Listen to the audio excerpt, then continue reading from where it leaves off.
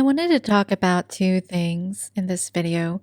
The first is my story of being laid off and unemployed for a long period of time, and the second is peeling pomegranates. I didn't really have visuals to go with my story, and I recorded myself peeling pomegranates, but I realized the video was too long, so I ended up making a 60-second short on it. Um, it's the most popular video I have, and so I wanted to just talk over this video while I go over a very important topic. But first, about pomegranates. So I think my way of peeling it is pretty revolutionary. You don't need a bowl of water. You don't need to whack it over with a wooden spoon. I like to be very gentle with my pomegranates, and I also don't like cleaning extra dishes.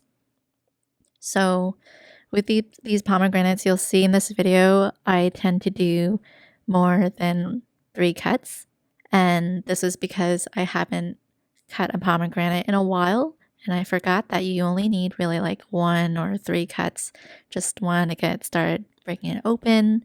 So you might need a little bit of practice cracking it open this way, but once you get done, I promise you it's so easy. And then just 1 extra small cuts maybe on each half to get you started peeling that apart. And once you do that, the trick is to just break apart the pomegranate naturally away from the seeds so you don't pop as many and it's not as messy. You get to keep more of the kernels and enjoy them more. So this is going to be a long video. I have a little bit of an outline and I want to try to make this as concise as possible, but yeah, it's going to be a long one. So with the current big tech layoffs going on, I thought it would be really important to share my story. I was working in mostly tech and got laid off in September of 2020. I thought I would be able to find a job fast, no problem with tech experience, but I found that wasn't the case. I ended up being unemployed for 10 months after interviewing every single week, getting strung along, and no prospects. So if you are just laid off or have been for a while, this is for you. And I hope people will hear this and not feel so discouraged, or at least not feel so alone, because I've been through it too. So being laid off gave me some of the most stress I've ever experienced, but in a way I least expected. It was for a long time, and it was one of the most mentally grueling things I had to go through in my life. And I do have to mention, yes, I did have many privileges other unemployed people didn't have. I didn't have children or a partner that was depending on my income. I had savings and a great support system, and I didn't really feel the need or urgency to just get any job. So some might scoff or roll their eyes knowing this, but even with all that, at least for me, it was hard. And I would like to share that I have been through my own bout of turmoil in my life.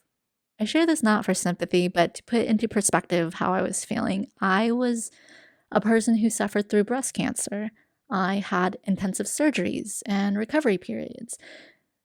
But going through my period of unemployment was much more mentally grueling.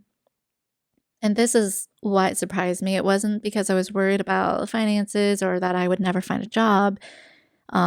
It was the constant, seemingly never-ending rejection that I wasn't prepared for. Rejection from trying so hard and putting in so much effort, from prepping case studies and data work to getting to final rounds of 10 interviews and then hearing that no for 10 months every single week. I applied to over 1,000 jobs, landed over 30 interviews, and nothing. But there is a happy ending to all of this, and I'll start from the top. So back in 2020, I was working at actually a small startup that had only 5 people. So when I was hearing about people getting laid off at other companies, I was kind of actually expecting it for myself. Um, I didn't think it would be a big deal when I got laid off. I wasn't too stressed, and actually, I did get a job offer for an internship, and it was actually a pretty prestigious internship at a well known company. I was actually doing my MBA during this time. And so this was one of my first interviews. I think I might have interviewed with them right before I got laid off, and I got an offer.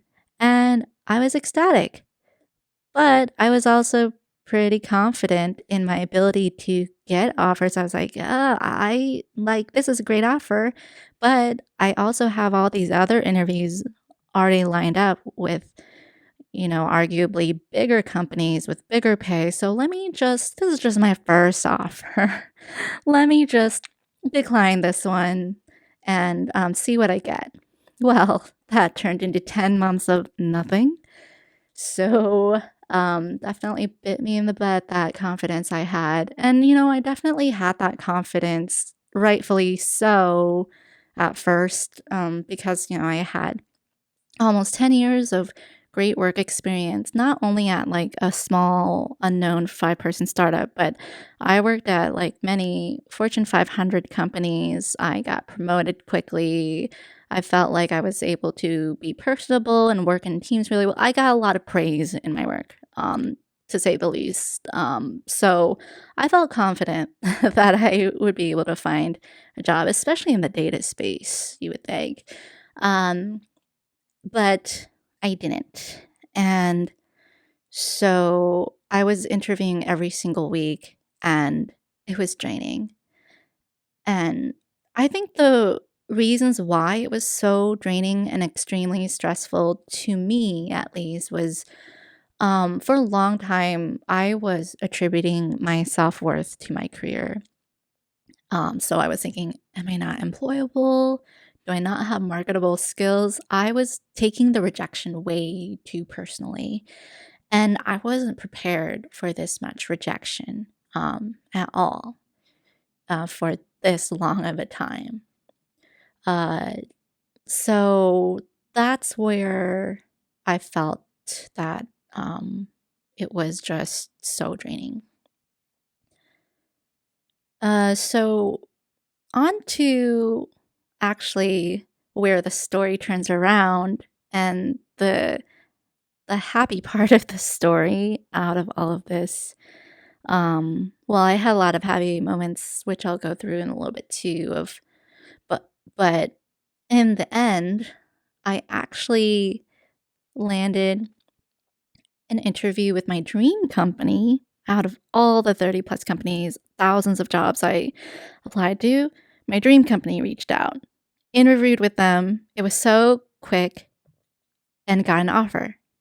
And so at the end of those 10 months, like it just made me realize after I got that offer, and I went on to, of course, accept that offer, went on to work for them.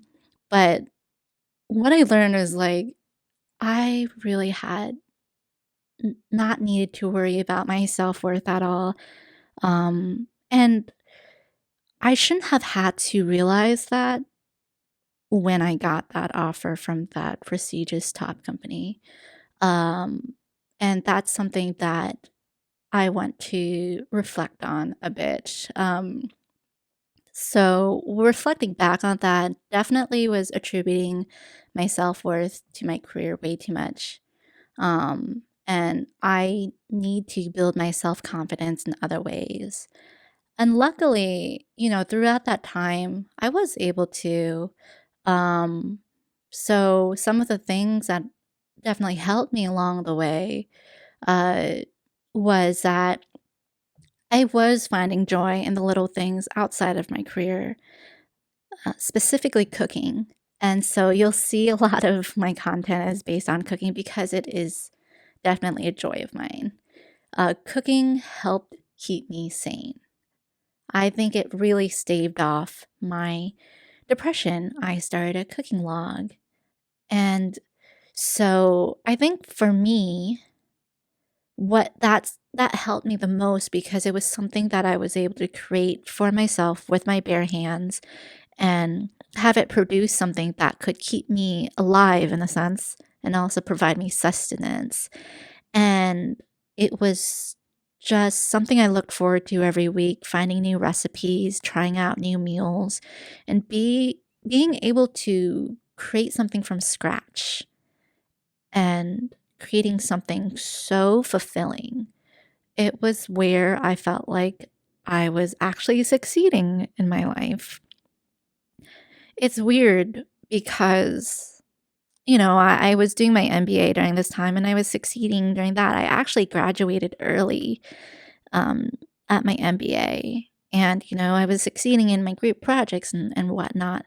But I think because, like, for me, an MBA is kind of a means to an end to get a job. So because I wasn't landing those jobs, I felt very, very not accomplished and not succeeding. Because even though I graduated my MBA early, was getting these top marks, I was on the dean's list for a semester. That was not succeeding to me if I couldn't land a job. But cooking gave me joy, fulfillment, and success in my own life. And it was also so rewarding because during this time, I wasn't publishing anything. I wasn't publishing any of my cooking. I kept a personal log, um, but it wasn't something that I was sharing with other. I wasn't looking for praise outside of myself and my project, and it was fulfilling me. So it was great to have something like that I could do during this time. The second thing that helped me during this time was definitely the journaling and therapy to reflect. So, with journaling, I mentioned I kept a cooking log. I started bullet journaling a little bit during the early parts of the pandemic, and that really helps. Bullet journaling, I got involved in the community. It's great. I love it so much. And I also create my cooking logs in there to track, like, okay, this is what I made throughout the month on this day and this day. This is what was good. This was what wasn't. Um, and also therapy. So I was very fortunate through my schooling to have therapy included with the health insurance I was paying for. And so this was actually my first experience with live therapy sessions. I highly recommend it. I was one of those people that was thinking, nope, don't need therapy. Not for me. I came from a culture where um, any mental illness was not really talked about. But it's something I still value and highly recommend if it's something that's accessible for people. So that helped me as well. And another thing that helped me, which I probably should have done more of, was taking a break. I took a little bit of break, took a little bit of vacation from unemployment, and I took a trip to Florida to visit my family. But actually, I did I did do interviews during that trip. It's kind of can go either way. One of those interviews was for my dream company that offered me a position, but I could have taken more breaks. But it does help to just take a break, at least in my mind, because I was just thinking about getting a job 24/7. My whole world was thinking, okay, what interviews should I do? Which jobs should I apply for? It was just a lot to constantly have that stress on you every hour of the day. So um, I uh, I took a little bit of break. I could have taken a little bit of more. I did celebrate a little bit with my graduation, but yeah, could have taken more of a break. So things that I would have done differently that probably would have helped in my job search and landing a job. But at the same time, I don't think I have much regrets because I also feel like I have a belief that things do happen for a reason, and that's why I got, I got the opportunity to work at my dream company. But looking back, these things probably would have helped me get to a maybe a employed place faster in a company that I wanted faster. So one is making sure I always actively applied and interviewed until getting an offer letter signed. I think this was my biggest downfall because I have this problem that I'm still struggling with today of being self-conscious of asking people to do any extra work than they need to. So I was feeling very considerate, definitely too considerate of the recruiters and interviewers and employers out there, that it was a constant, like my hopes were getting up high. I was interviewing with current companies where I was in the final rounds. And once I got to the final rounds or far enough in the interviews, I would think to myself, like, oh, I should stop. I should stop applying to other places. I'm almost there. I'm gonna get this job. I would feel so bad if I applied and they took their time to interview me, and then I had to go back and tell them, oh, well, I actually got to I actually got an offer. I have to cancel all this other stuff you planned for me. Sorry. I don't know why I felt like that. It's an insecurity I have that I'm definitely working on because, it on the other side, it doesn't give interviewers, employers a scratch at all if they deny you. And also, it's their job to interview people. They're going to interview a bunch of people before they find that one person that's right for the position. So you're not the only one who might not be right for the job, but it is in your right to be active, in your right to always interview, always apply until you have that job in hand, offer letter in hand. So that was my downfall. That also I could have been more active. Yes, I'd say I was pretty active. 1,000 applications, 30 plus interviews. Sometimes I had 5 interviews a week, 5 different companies. I was pretty active. But looking back, I think I could have been even more active, maybe. Number 2, what I could have done differently was probably reach out to my network earlier. It was that same thing of like, oh, I'm so close to getting this job. I don't want to bother my network. Like, I don't want to, I guess, waste their time. And that's another insecurity of mine. Like, I felt like I didn't want to bother my network if I'm just going to turn around and say no to them. But, looking back, I should have posted on LinkedIn right away. I should have reached out to my network right away, let them know that I was laid off. And also, for any referrals, definitely continue to profusely thank them for their referrals, even if I don't end up going forward with their company or whatnot. I did end up reaching out to my network, my MBA cohort chat group near the end. And of course they were so supportive, and so I did reach out to them. But I guess also ironically, my dream company, they had set up an interview with me already, and so things worked out. But yeah, I could have reached out to them earlier. The third thing I would have done differently was probably ask recruiters for more feedback and explain the situation to them if they came back saying I didn't get the job. I think that if I was just more forthcoming of like, look, I understand, totally completely understand that you might have found a better person for this position, or I didn't get this job for whatever reason, but I'm in this situation where I've been laid off for some time and would love if you could provide feedback, any feedback whatsoever, to improve the next time I interview. And that would be so helpful. And so I wish I did that with recruiters more. And I understand not every recruiter can do that, can give any feedback, but it's worth a try just to be more honest about your situation. And so that's the things I would have done differently. Some things looking back now, I definitely am trying not to attribute my self-worth to my career as much.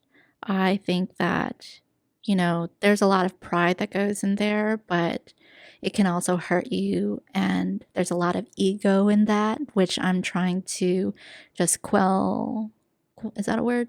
Quell down that ego in me and just definitely be more humble of not expecting that you will have it in the bag and such, and just not taking things so personally.